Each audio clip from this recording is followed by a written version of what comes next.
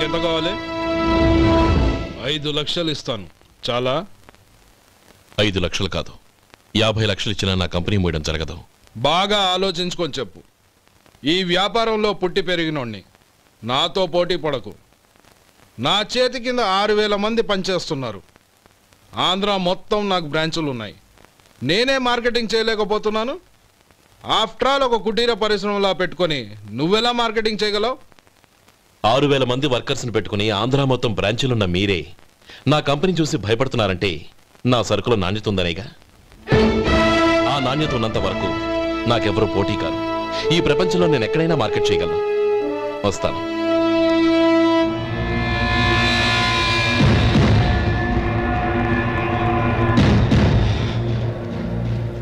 ఇక్కడ ఏం లేదండి. ఇక్కడ ఏం లేదండి. ఇప్పుడు ఊపిరి పీల్చి బిగ్బట్టు. నెమ్మదిగా వదిలే. ఓకే, లే. నెమ్మదిగా ఇలా వచ్చి కూర్చో. ఏం లేదు, మామూలు కడుపు నొప్పే. ఈ టాబ్లెట్స్ 3 రోజులు వాడు. ఎలా వాడాలో ఇందులో రాశాను. Token number 29. టౌన్ డాక్టర్ భయపెట్టేశాడు, ఆపరేషన్ అది ఇదని. కానీ ఈ డాక్టర్ బాబు ఏమీ లేదని చెప్పాడు. అలాగా? ఈ బాబు 10 కాలాల పాటు చల్లగా ఉండాల.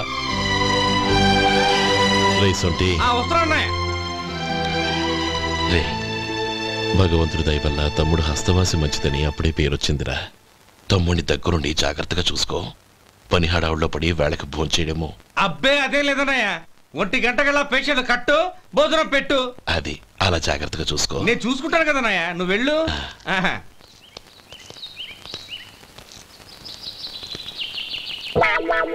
అయ్యో, ఏంటయ్యా ఉంటున్నాడా ఈ దెబ్బలు? ఏదైనా యాక్సిడెంటా? అదేం కాదండి, మరి గోరు కొరికినందుకు ఎలక్ట్రిక్ స్తంభాన్ని కట్టేసి ఇలా రక్తం వచ్చేలా కొట్టారండి. ఊరు కొరికినందుకు ఎలక్ట్రిక్ స్తంభాన్ని కట్టేసి ఇంతలా కొడతారా? వాళ్ళు అసలు మనుషులా, రాక్షసులా? చాలా థ్యాంక్స్ అండి. కనీసం మీరైనా అర్థం చేసుకున్నారు. వాళ్ళు అర్థం చేసుకోలేదండి.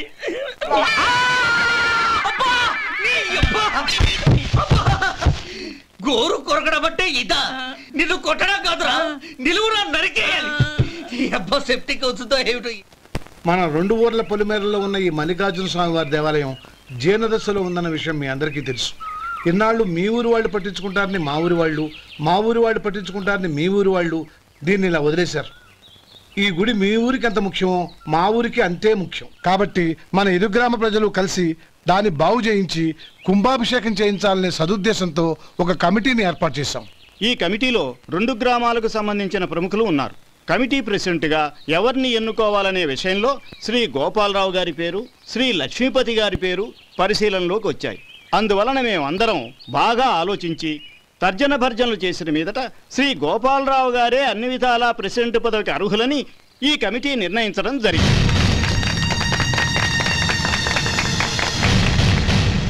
అంచేత ఈ ఉభయ గ్రామ ప్రజలు శ్రీ గోపాలరావు గారికి ఉదారంగా విరాళాలు అందజేసి ఈ శుభకార్యాన్ని జయప్రదం చేయవలసిందిగా కోరుతున్నాం. ఏంటి ఇంకా రాలేదా? ఏంటయ్యా, టైం 10 అవుతోంది. బోర్డు మీద 10 గంటలను రాసింది. మీ డాక్టర్ ఇంకా రాలేదు. అసలు మీ డాక్టర్ కి టైం సెన్స్, పంక్చువాలిటీ ఏమైనా ఉన్నాయా? ఇంతకీ మీరెవరండి? నేను డాక్టర్మని. ఓహో, మీరు డాక్టరేనా? డాక్టర్ అంటే డాక్టర్ని కాదయ్యా, డాక్టర్ని చేసుకోబోయేదానని అర్థం. ఓహో, అవును, నువ్వెవరు? నేను ఇక్కడ టోకన్ ఇస్తూ ఉంటానులేండి. తప్పుకో. తప్పుకోవయ్యా. అవును, మీ డాక్టర్ కి ఎవరో అన్నయ్య ఉన్నాడంట కదా, ఎలాంటోడు? ఎలాంటోడంటే అదేనయ్యా, చాలా కోపిస్తని విన్నాను. ఎందుకని అడుగుతున్నారు? ఎందుకంటావేంటయ్యా? ఆ అన్నయ్య మాట వినగానే మీ డాక్టర్ గడగడా ఉణిగిపోతాడు. అసలు డాక్టర్ చదివే తమ్ముణ్ణి అలా భయపెట్టచ్చా? తప్పు కదా? తప్పేనండి. కాని కాని నాకు మీ డాక్టర్కి పెళ్ళవని ఆ అన్నయ్య సంగతి అప్పుడు చెప్తాను. ఏం చేస్తానండి? ఏం చేస్తానా, సంవత్సరం తిరగకుండానే కవల పిల్లల్ని కని వాళ్ళ అన్నయ్య చేతిలో పెడతాను. వాళ్ళకి 5 సంవత్సరాలు వచ్చేసరికి ఆయన్ని బాగా మొట్టికెళ్ళేస్తారు. అలా నా కసి తీర్చుకుంటాను. ఈ డాక్టర్ ఎప్పుడు వస్తాడో ఏంటో. అది సర్లే కానీ నువ్వు పని చేయి. మీ డాక్టర్ రాగానే నేను వచ్చి వెళ్ళానని చెప్పు. నేను అంటే ఓ, నా పేరు చెప్పలేదు. నందిని. ఏం చెప్తావు? అదేనండి, నందిని గారు వచ్చి వెళ్ళారు అని చెప్తాను. గుడ్, పైకొస్తావు.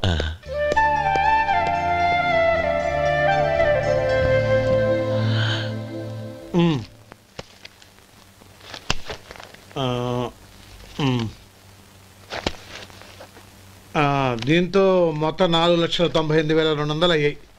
పోతే నువ్వు ఇచ్చినంత ఇవ్వలేకపోయినా ఈ దైవకార్యానికి నా వంతు చందా 1800. దీంతో మొత్తం 5 లక్షలు పూర్తయ్యాయి.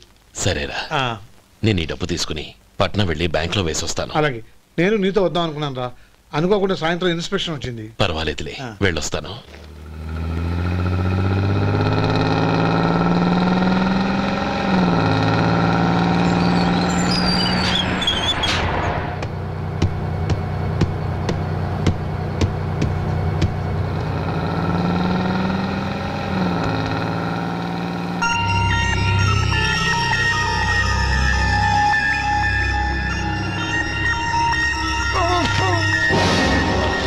అయ్యో, మూర్ఛ మూర్ఛ, బసాపండి బసాపండి.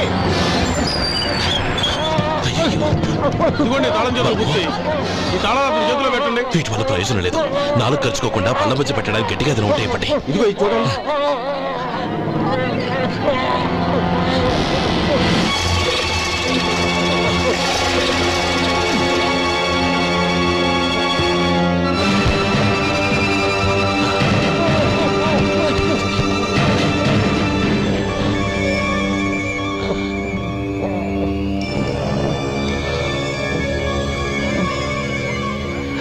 మీరు వెళ్ళి మీ సీట్లో కూర్చోండి, కొంచెం గాలాన్ని పడ్డి. ఇప్పుడు ఎలా ఉంది బాబు?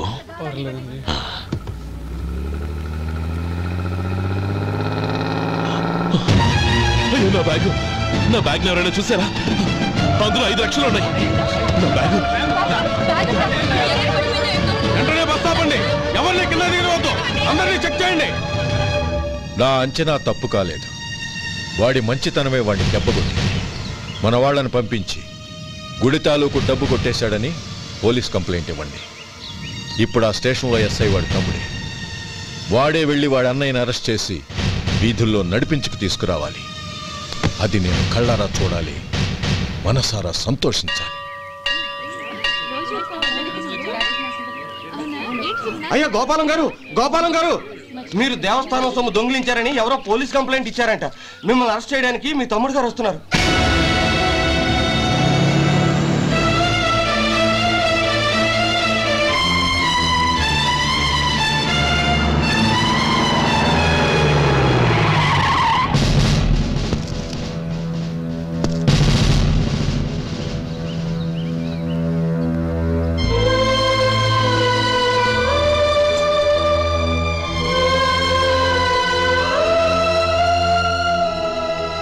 చూడు గోపి, ఎప్పుడు నువ్వు ఉద్యోగంలో చేరావో అప్పుడే తనా పరానే తేడా మర్చిపోవాలి. నేరం చేసిన వాడు నీ తమ్ముడైనా అన్నైనా సరే శిక్షించాల్సిన బాధ్యత నీది. అదే నువ్వు నీ ఉద్యోగానికి ఇచ్చే గౌరవం.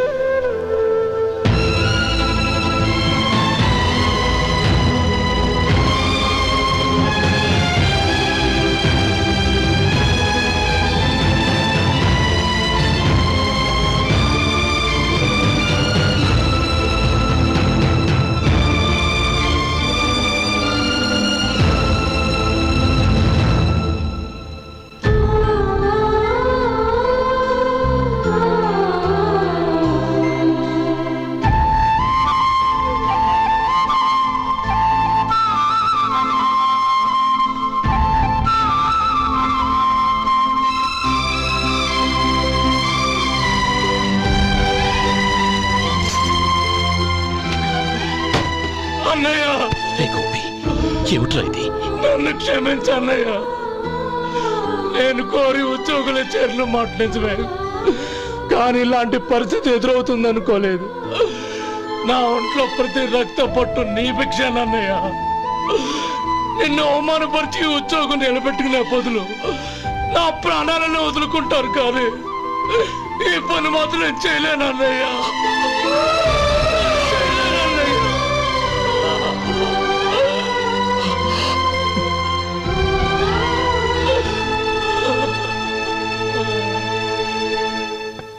ఏరా, ఇన్నేళ్లు కష్టపడి సంపాదించిన ఉద్యోగానికి రాజీనామా చేస్తావా?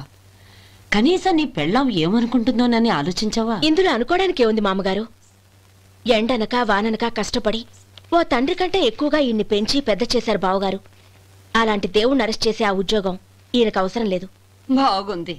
అన్నకు తగ్గ తమ్ముడు, తమ్ముడికి తగ్గ పెళ్ళాం. సరే, మీ ఇష్టం. నానమ్మ, అన్నయ్యడి. నమస్కారం అండి. ఓ నువ్వా? రా కూర్చో. పర్వాలేదండి. ఏంటి ఇలా వచ్చావు? ఆ రోజు నా కంపెనీని మూసేయమన్నారు. ఇప్పుడు నేను మూసేయడానికి సిద్ధంగా ఉన్నాను. దానికి ప్రతిఫలంగా నాకు 5 లక్షలు కావాలి. అలాగే, నీకు కావాల్సిన 5 లక్షలు నేను ఇస్తాను.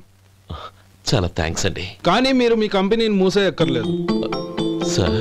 అవును మిస్టర్ మధు, మీ అన్నగారికి జరిగిన అన్యాయం గురించి తెలుసుకున్నాను.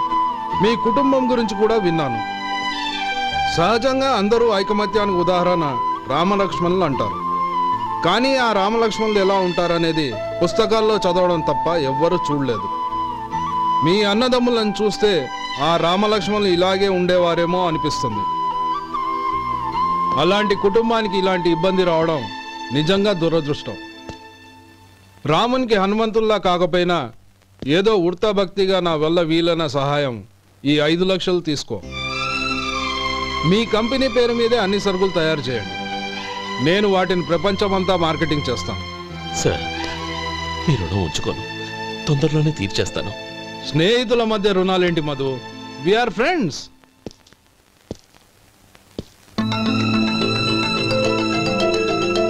ఏంటే అక్కడ ఆగిపోయావు? రా. నువ్వు మీ అన్నయ్యని అరెస్ట్ చేయడానికి అట్టెళ్ళావు, ఆయన లొంగిపోవడానికి ఇటు వచ్చారు. అవును, యూనిఫామ్ చేత్తో పట్టుకొచ్చావేంటి? సార్, నేను రే, ఈ మాత్రం దానికే బెదిరిపోయి ఉద్యోగం వదులుకుంటావా? నువ్వు ఇలాంటివి ఎన్నో సమర్థవంతంగా ఎదుర్కోవాలి. నిన్ను నేను ఎస్పీగా చూడాలి. అది కాదన్నయ్య. ఇంకేం మాట్లాడకు. ఇన్స్పెక్టర్ గారు, నన్ను లాకప్లో పెట్టండి. ఆగండి సార్, ఆ డబ్బు ఎక్కడికి పోలేదు, నేనే తీసి జాగ్రత్త చేశాను. ఈ విషయం అన్నయ్యకి తెలియక బ్యాగులో డబ్బు కనబడకపోవడంతో అది పోయిందనుకున్నాడు. నే పట్నం నుంచి వచ్చేసరికి జరిగిన గొడవంతా తెలిసిందే. రే మధు, జరిగిన దానికి నన్ను క్షమించనయ్యా. ఇంటికి వెళ్ళాక అన్ని వివరంగా చెప్తాను. సార్, ఇదిగోండి 5 లక్షలు. ఇది కమిటీ వాళ్ళకి అప్పగించి ఈ కేసు కొట్టేయండి సార్. భలే వాడివయ్యా, తీసినప్పుడు ఒక మాట ఆయనతో చెప్పుండొచ్చుగా. అనవసరంగా పెద్ద ఆయన స్టేషన్ వరకు రప్పించావు. Sorry sir. అన్నయ్య, మీరు ఇంటికి వెళ్ళండి, నేను లెక్క అప్ప చెప్పేసి వస్తాను. వస్తానండి. అలాగే. ఎలా దెబ్బ కొట్టాలన్నా కుదరటం లేదు. అయినా వీళ్ళకు ఉన్న పళ్ళంగా 5 లక్షలు ఎలా వచ్చాయి? అదే బావా, నాకు అర్థం కావటం లేదు. నీకు అర్థమైతే ఆశ్చర్యపడాలి కానీ అర్థం కాకపోతే ఆశ్చర్యమేముంది? Useless fellow.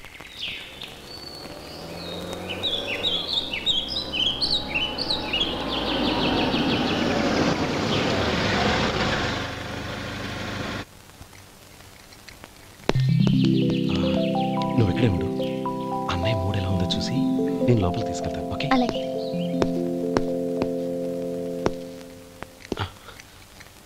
అన్నయ్య, ఏంట్రా? నేను చాలా రోజుల నుంచి నీకు విషయం చెప్తున్నాను, గుర్తుందా? ఏ విషయం? అదే అన్నయ్య, నేను ఓ అమ్మాయిని లవ్. ఓహో, లవ్ చేస్తున్నావా? ఆ విషయం నువ్వు నాకెప్పుడు చెప్పావురా? ఊళ్ళో అందరూ అనుకుంటుంటే నేను విన్నాను. సారీ అన్నయ్య, నీకు చాన్నాళ్ళుగా చెప్పాలనుకుంటున్నాను కదా, అందువల్ల చెప్పేశానేమో అనుకున్నాను. ఓహో, ఆ అమ్మాయి వచ్చిందన్నయ్య, బయట నిలబడి ఉంది. బయట నిలబెట్టడం ఏమిట్రా? లోపలికి తీసుకురా. అలాగే అన్నయ్య. ఏయ్, అన్నయ్య మంచి మూడ్లో ఉన్నాడు, రా. కమ్.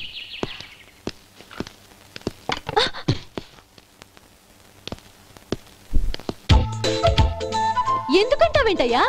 ఆ అన్నయ్య మాట వినగానే మీ డాక్టర్ గడగడ వణికిపోతాడు.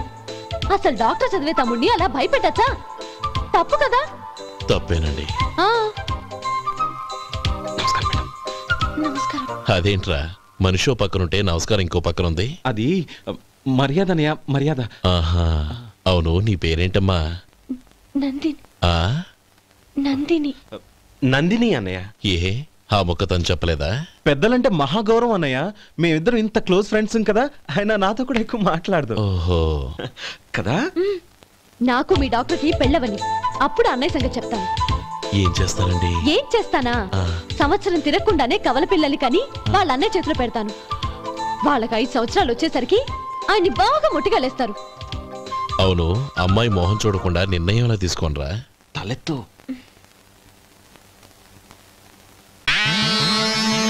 ఏం చెప్తా? అదేనండి, నందిని గారు వచ్చి వెళ్ళారని చెప్తాను. గుడ్, పైకి వస్తావు. ఈయన మీ అన్నయ్య? అవును. నందిని, ఏమైంది? ఎందుకు ఏడుస్తున్నావు? ఈయన మీ అన్నయ్యని తెలియక తెలియక హాస్పిటల్ దగ్గర మర్యాద లేకుండా దురుసుగా మాట్లాడాను. ఆయన పెళ్లి ఒప్పుకోరు. ఊరుకో, అలాంటి చిన్న చిన్న విషయాల్ని మా అన్నయ్య పట్టించుకోడు. అయినా నేను కన్విన్స్ చేస్తాను కదా. ఆయనకంత అవమానం జరిగాక ఎందుకు కన్విన్స్ అవుతారు? చూడు, నువ్వు వేరే పెళ్లి చేసుకొని నీకు పుట్టబోయే బిడ్డకు నా పేరు పెట్టుకో. ఏంటా మాటలు? నేనే నుయ్యో చూసుకుంటాను. అదిగో చూడు, ఆయన చూపు ఒకలా ఉంది. నందిని, నా మాట విను ప్లీజ్. నందిని, శేఖర్, ఆ అమ్మాయి చెప్పింది నిజమే. తనని ఎప్పుడైతే హాస్పిటల్ దగ్గర చూశానో అప్పుడే నేను నిర్ణయానికి వచ్చేసాను. విన్నావా? నేను చెప్పానుగా, ఆయన ఆల్రెడీ ఓ నిర్ణయానికి వచ్చేసారట. ఇక నేను వెళ్తాను. అలాగే వెళ్ళి ఈసారి వచ్చేటప్పుడు మీ అమ్మా నాన్నల్ని తీసుకురా. ముహూర్తాలు ఎప్పుడు పెట్టుకోవాలో నిర్ణయించుకుంటాం. అర్థం కాలేదా? నువ్వే మా వాడికి సరైన జోడి. అదే నేను తీసుకున్న నిర్ణయం. థాంక్యూ బావగారు, నన్ను ఆశీర్వదించండి. లేమ్మా, శీఘ్రమేవ కళ్యాణ ప్రాప్తిరస్తు.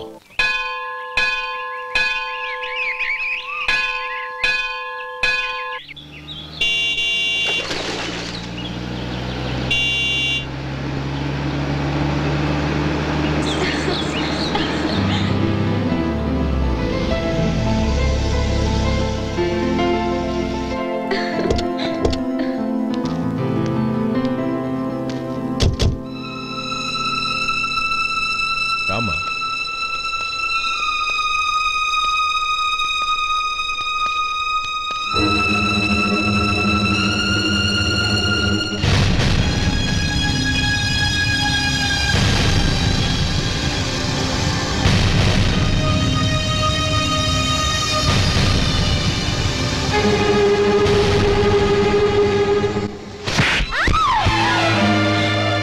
నా పరువు తీసావు కదే. ఒక బెచ్చగాడిని నువ్వు కోరుకున్న వాడికి ఇచ్చి చేసేవాడిని. కానీ నువ్వు ఎవరిని ప్రేమించావో తెలుసా? ఎవడి నీడ సోకితే పంచమహాపాతకాలు అంటుకుంటాయనుకుంటున్నానో వాడి తమ్ముణ్ణి. ఆ రోజు ఆ గోపాలం గాడు నిశ్చితార్థం వరకు వచ్చి నా చెల్లెల్ని చేసుకొని వెళ్ళిపోయాడు. ఆ ఆవేశంలో తొందరపడి ఓ పొరుగురు వాడికి నా చెల్లెల్నిచ్చి పెళ్లి చేశాను. ఆ తర్వాత తెలిసింది వాడికి అంతకుముందే పెళ్లి అయిపోయిందని. వాడు పెళ్ళైన వాడైనా పర్వాలేదు, పరమ దుర్మార్గుడు. ఇంకొకరిని ప్రేమించిన దానివేక అని దెప్పి పొడుస్తూ నా చెల్లెలికి మాటలతోనే నరకం చూపించాడు. అటు ప్రేమించిన వాడు దగా చేశాడు, ఇటు చేసుకున్నవాడు కిరాతకుడు. ఇలా చిత్రవధ అనుభవించి నా చెల్లెలు ఒకరోజు స్టవ్ పేలిపోయి చనిపోయింది. దీనికంతటికి కారణం ఎవరు? వాడు అన్న. అటువంటి వాడింటికి కోడలుగా వెళ్తావా? ఒక్క మాట చెప్తున్నాను విను. నువ్వు జీవితాంతం పెళ్లి చేసుకోకుండా ఇంట్లో పడినా పర్వాలేదు, కానీ వాడి తమ్ముడితో మాత్రం నీ పెళ్లి జరగదు. రేయ్, పురోహితుని రమ్మని చెప్పు. వచ్చే ముహూర్తంలోనే నీకు నందినికి పెళ్లి.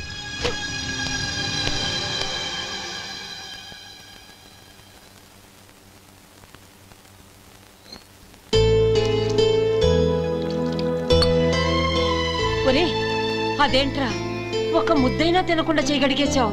నాకు ఆకలి కాలేదు నానమ్మ.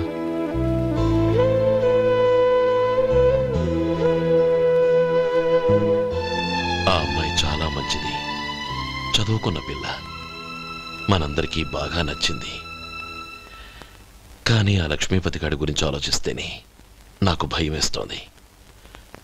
వాడు మన కుటుంబం ఎప్పుడెప్పుడు విడిపోతుందా అని ఎదురు చూస్తున్నాడు. అన్నయ్య, ఆ అమ్మాయే కాదు, ఈ ప్రపంచంలో మన కుటుంబం కంటే నాకేది ఎక్కువ కాదు.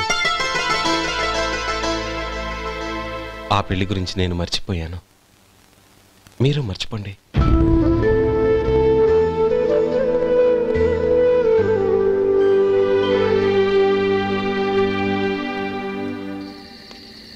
శేఖర్, నువ్వా? ఏంటి ఈ టైంలో వచ్చావు? నీతో ఓ విషయం మాట్లాడాలి. ఒకసారి బయటకు వస్తావా?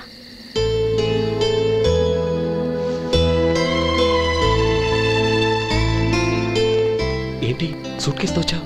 శేఖర్, మా నాన్న నాకు వేరే పెళ్లి చేయాలని చూస్తున్నాడు. అందుకే నేను నిర్ణయానికి వచ్చాను. మన ఇద్దరం ఎక్కడికైనా పారిపోదాం. చూడండి, ఈ టైంలో నిన్ను నన్ను మా అన్నయ్య చూశాడంటే బాగోదు. నువ్వు వెళ్ళిపో. అన్నయ్య అన్నయ్య అన్నయ్య, ఎప్పుడు మీ అన్నయ్య మాటేనా? నీకు నేను ముఖ్యమా, మీ అన్నయ్య ముఖ్యమా? నాకు మా అన్నయ్య ముఖ్యం. శేఖర్, నీ గుండెల మీద చేయి వేసుకొని చెప్పు, నన్ను మర్చిపోయిన సుఖంగా ఉండగలవా? అది నాకు తెలియదు, కానీ మా అన్నయ్యకు తలవంపులు తెచ్చి ఖచ్చితంగా నేను మనశ్శాంతితో ఉండలేను. నా పరిస్థితి అర్థం చేసుకో. దయచేసి మీ నాన్న చూసిన సంబంధం చేసుకుని సుఖంగా ఉంటుంది. చాలా టైం అయింది, ఇంకా బయలుదేరు. నన్ను క్షమించు.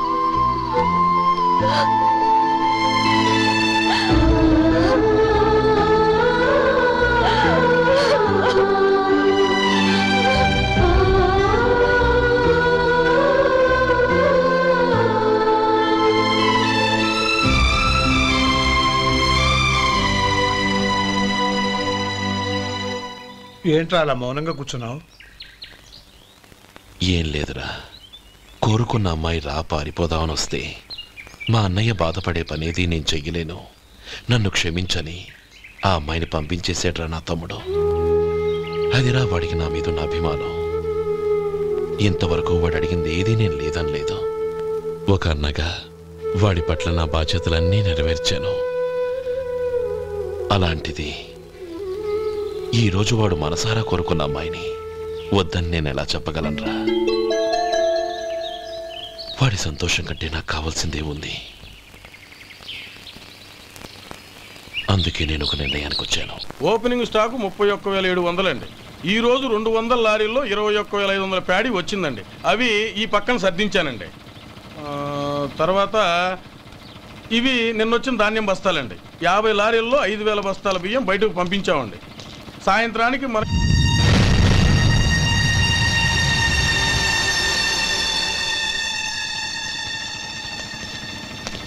వీడెందుకు వచ్చాడు ఇక్కడికి? నమస్కారం. ఎందుకు వచ్చాడో అడుగు. నీ సహాయం అర్థించొచ్చాను.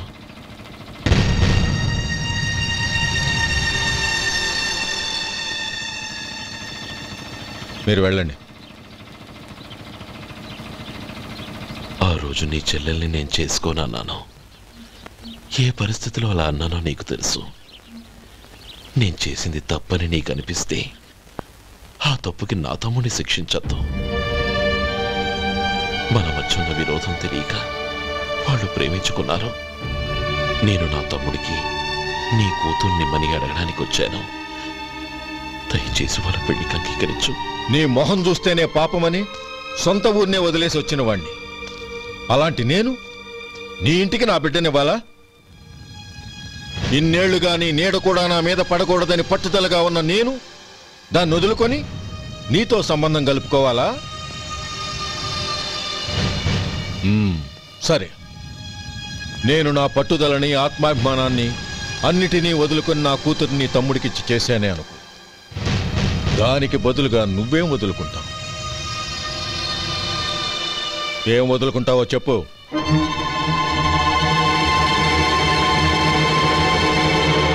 నీ ప్రాణాలు వదులుకుంటావా? అలాగే. నీ ప్రాణం వదిలితే నాకేంట్రా లాభం? నువ్వు దేని మీదైతే ప్రాణాలు పెట్టుకున్నావో దాన్ని వదిలే. నీ తమ్ముళ్ళ మీదగా నువ్వు ప్రాణాలు పెట్టుకున్నావు, ఆ తమ్ముళ్లను వదిలే. అన్న అనే బంధానికి నువ్వు నీళ్లు వదిలేయాలి. ఎప్పుడు నీ తమ్ముడు నా కూతురి మెళ్ళలో తాళి కడతాడో అప్పుడే నీకు నీ తమ్ముళ్లకు ఉన్న అనుబంధం తెగిపోవాలి. నీ తమ్ముడు నా కూతురి మెళ్ళలో తాళి కట్టడానికి ముందే నువ్వు శాశ్వతంగా ఈ ఊరొదిలి వెళ్ళిపోవాలి. వీటన్నిటికీ నువ్వు అంగీకరిస్తేనే ఈ పెళ్లికి నేను అంగీకరిస్తాను.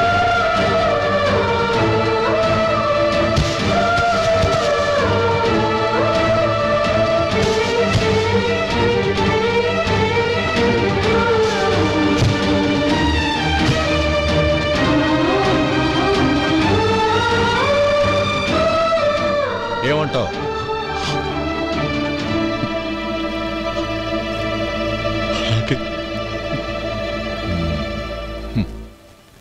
ప్రమాణం చేయి.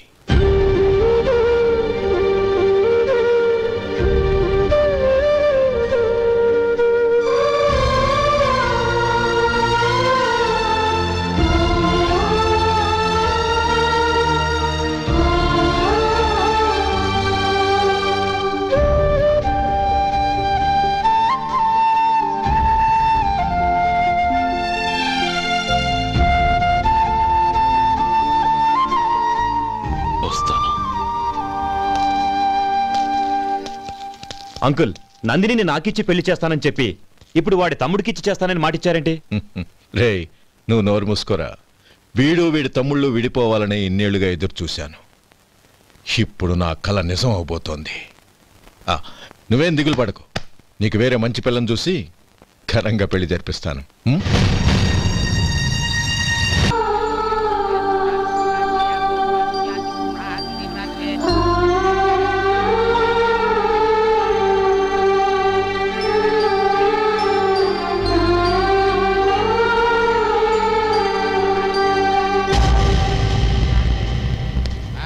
రే గోపాలం, రే రే, మమ్మల్ని అందరినీ వదిలేసి వెళ్ళిపోతున్నావురా? చంద్రం, నా తమ్ముళ్ళని ఎలా పెంచాలనుకున్నానో అలాగే పెంచాను, పెద్ద చేశాను. వాళ్ళందరూ సుఖంగా ఉన్నారు. అంతకంటే నాకు కావాల్సిందే వద్దురా. అయినా నేనెక్కడికి వెళ్తానురా? వాళ్ళ ఆనందంలో ఐకమత్యంలో నేను ఎప్పుడు ఉంటాను. రే, ఎడకు. ఎవరైనా చూస్తే బాగోదు. కళ్ళు తుడుచుకో. లోపలికి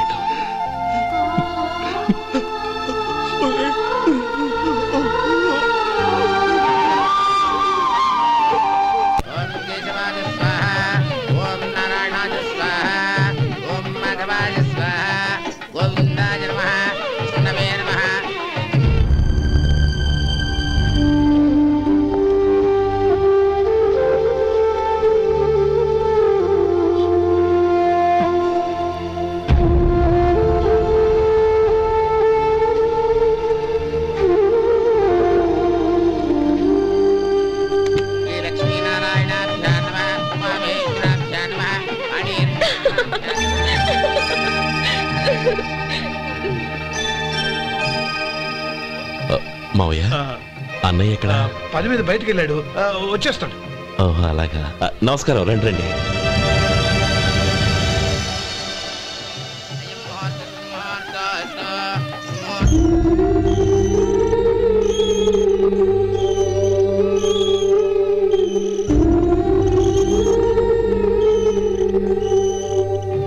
చంద్రం, గోపాలం ఎడ్రా ఎక్కడా కనపడడం లేదు.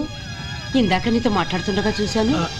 అది ఎవరినో పిలవడం మర్చిపోయాడంట, అక్కడికి వెళ్ళాడు. ఈ పాటికి వచ్చేస్తుంటాడు. అలాగే.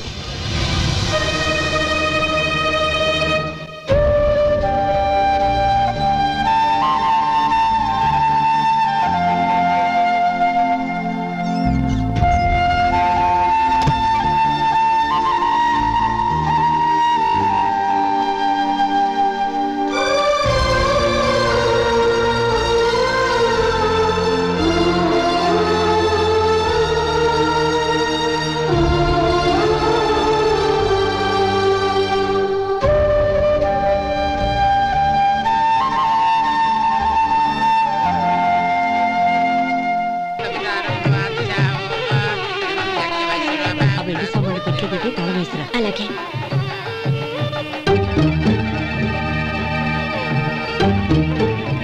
అన్నయ్య పెద్దనే ఏడి? చిన్న పని మీద బయటికి వెళ్ళాడంట, ఇప్పుడు వచ్చేస్తాడు.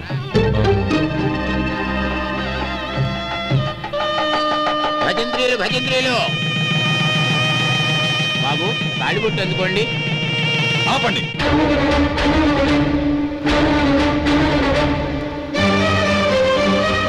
మా అన్నయ్య రానివ్వండి, తర్వాత తాళి కడతాను. అదేంటి బాబు, ఆలస్యం అయితే దుర్ముహూర్తం వచ్చేస్తుంది. మా అన్నయ్య ఎప్పుడు వస్తాడో అప్పుడే నాకు మంచి ముహూర్తం. దుర్ముహూర్తం వచ్చాక తాళి కడితే శుభం కాదు. మా అన్నయ్య లేకుండా చేసే ఏ పనైనా నాకు శుభం కాదు. నేను తాళంటూ కడితే అది మా అన్నయ్య వచ్చిన తర్వాత. ఇక మీ అన్నయ్య రాడు. నువ్వు నోరుమై. ఏంటో అనేది? నేనన్నది పచ్చి నిజం. నా మాట మీద మీకేమైనా అనుమానం ఉంటే అసలు జరిగిందేంటో ఈయన్ని అడగండి. మావయ్య ఏంటిదంతా? అసలు ఏం జరిగింది? మీరందరూ నన్ను క్షమించండి.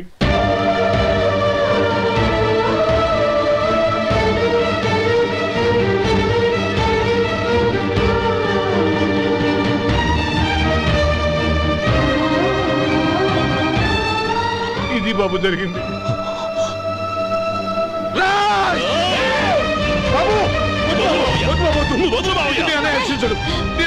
అర్థం చేసుకోండి. ఏదైనా గొడవ జరిగితే మన కుటుంబం గౌరవం ఏమవుతుంది? నా మాట వినండి. ఎంత ఘోరం చేసావు నాన్న. అన్నగారు లేకుండా ఆయనకి జీవితం లేదు, ఆయన లేకుండా నా బతుకి అర్థం లేదు. మా పెళ్లి పేరుతో ఆ దేవుణ్ణి అలా శిక్షించడానికి అసలు నీకు మనసు ఎలా వచ్చింది? అది కాదమ్మా. అంతకంటే నాకు ఇంత విషయం ఇచ్చి చంపడొచ్చుగా.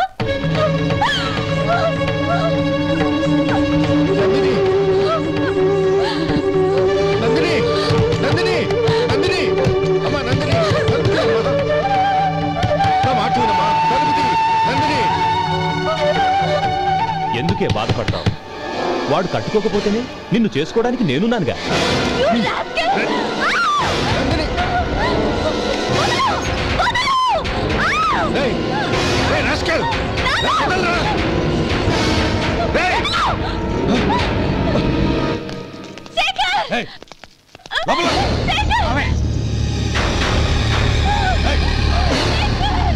బాబు, బాబు, నా మేనల్ని నా బిడ్డను ఎత్తుకుపోతున్నాడు.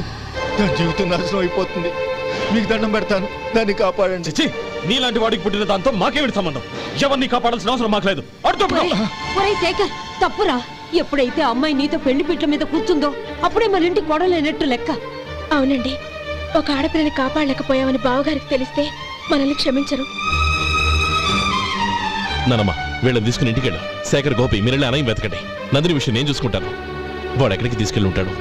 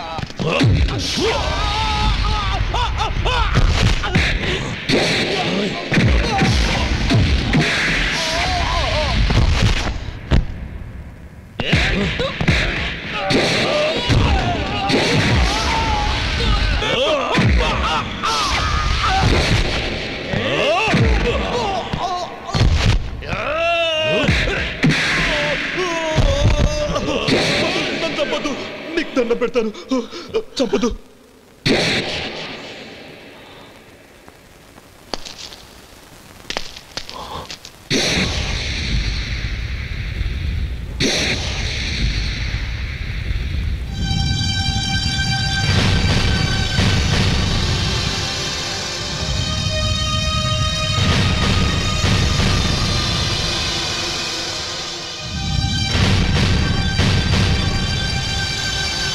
నన్ను క్షమించు లక్ష్మీపతి. ఏ పెళ్లి జరగాలని నేను ఊరు వదిలి వెళ్ళిపోతాం అనుకున్నాను. ఆ పెళ్లి ఆగిపోతుందని తెలిసి ఆగలేక వచ్చాను. నేను వెళ్ళిపోతాను. అయ్యా, ఏమిటిది? లే. నన్ను క్షమించు గోపాలం. ఆ శ్రీరామచంద్రుడు తండ్రి కోరిక మీద అడవులకు వెళ్ళాడు. కానీ తమ్ముళ్ళ క్షేమం కోసం ఊరొదిలి వెళ్తానన్న నువ్వు ఆ రామచంద్రుడి కంటే గొప్పవాడివి. ఏమిట్రా ఇది? గతంలో జరిగిన దాన్ని మనసులో పెట్టుకుని మూర్ఖంగా ప్రవర్తించాను. నా తప్పును క్షమించి నా కూతుర్ని నీ ఇంటి కోడలిగా చేసుకుంటావు కదూ?